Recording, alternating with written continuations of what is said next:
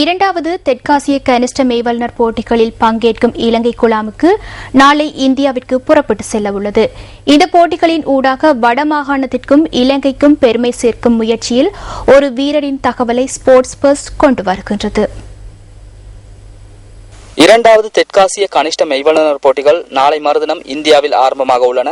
இதற்கான இலங்கை குழாமில் 40 வீர வீராங்கனைகள் இடம்பெற்றுள்ளனர். இவர்கள் கடந்த சில நாட்களாக தியகம மஹிந்த ராஜபக்ச மைதானத்தில் கடும் பயிற்சிகளில் ஈடுபட்டிருந்தனர். அவர்களில் ஒருவராக யாழ் புனித பத்திரிசியார் கல்லூரியின் ஈட்டி எறிதல் வீரரான WC லிவிங்டனும் இடம் பிடித்துள்ளார். யாழ்ப்பாணம் புனித பத்திரிசியார் கல்லூரி மாணவரான WCL லிவிங்டன் வடமாகாணத்தில் உள்ள ஆற்றல் மிகு ஈட்டி எறிதல் வீரர் ஆவார். 2010 ஆண்டில் ஈட்டி எறிதல் போட்டிகளில் பிரவேசித்துள்ள இவர் அன்று முதல் இன்று வரை பல வெற்றிகளை ஈட்டி வடமாகாணத்துக்கு பெருமை சேர்த்துள்ளார்.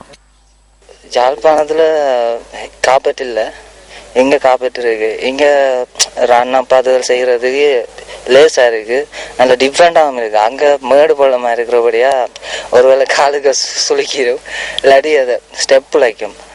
சொந்தமாக ஈட்டி இருந்தால் பயிற்சிகளை மேற்கொள்ள ஏதுவாக இருக்கும் என்பது இந்த வீரரின் கருத்தாகும். எனினும் ஈட்டி ஒன்றை கொள்வனவு செய்யக்கூடிய பொருளாதார வளமோ இவருக்கு இல்லை. ஜவலின் வாங்கக்கூடிய வசதி இல்லை. எங்களை வீட்டை அப்பா ஃபிஷர்மேன் தான். துறைப்பா ஸ்டேடியத்தில் இருக்கிற ஜவலின் தான் யூஸ் பண்ணுறேன். அதுவும் இப்போ உடைந்துச்சு. 1 லட்சம் ரூபா ஒரிஜினல் ஜவலின்.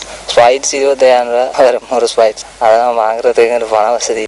இத்தனை தடைகளையும் தாண்டியே இவர் இம்முறை நடைபெறும் இரண்டாவது தெற்காசிய கனிஷ்ட மெய்வல்லுநர் போட்டிகளுக்கு தகுதி பெற்றுள்ளார். அகில இலங்கை பாடசாலைகள் மட்ட மெய்வல்லுநர் போட்டிகளில் 62.58 மீட்டர் தூரத்துக்கு ஆற்றலை வெளிப்படுத்தி தங்கப்பதக்கம் வென்றதன் மூலம் லிவிங்டனுக்கு இந்த அரிய வாய்ப்பு கிட்டியுள்ளது.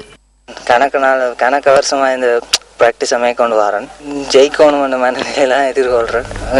சவுத் ஏசியன் மீட், அங்கால ஏசியன் மீட், ஒலிம்பிக் அதில் பார்ட்டிசிபேட் பண்ணணும்னு ஆசை. அதுக்கு எதுவும் முயற்சியை நான் கட்டாயம் இருப்பேன்.